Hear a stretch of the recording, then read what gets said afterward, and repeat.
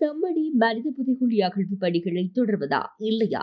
புதிய ஸ்கேன் பரிசோதனையிலேயே தீர்மானிக்கப்படும் என்று சட்டத்தரணி ஞா ரணிதா தெரிவித்துள்ளார். செம்மணி மனித புதைகுழியில் ஜிபிஆர் ஸ்கேன் பரிசோதனை மற்றும் அகழ்வு பணிகளின் தற்போதைய நிலைமை தொடர்பில் ஊடகங்களுக்கு கருத்து தெரிவிக்கையிலேயே மேற்கண்டவாறு கூறினார். அத்துடன் கடந்த வருடம் ஆகஸ்ட் மாதம் ஸ்ரீ ஜெயவர்த்தனபுர பல்கலைக்கழக தொழில்நுட்ப குழுவின் உதவியுடன் சிந்துபாத்து இந்து மயானத்தின் ஒரு பகுதியில் ஜிபிஆர் ஸ்கேன் பரிசோதனை மேற்கொள்ளப்பட்டது.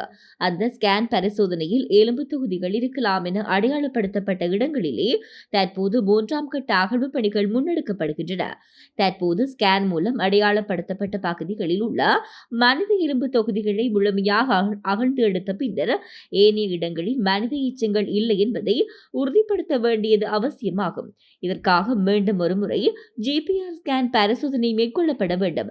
அந்த புதிய பரிசோதனையின் முடிவுகளை அடிப்படையாக கொண்டு அகழ்வு பணிகளின் எதிர்காலம் தீர்மானிக்கப்படும் என்று கூறினார்.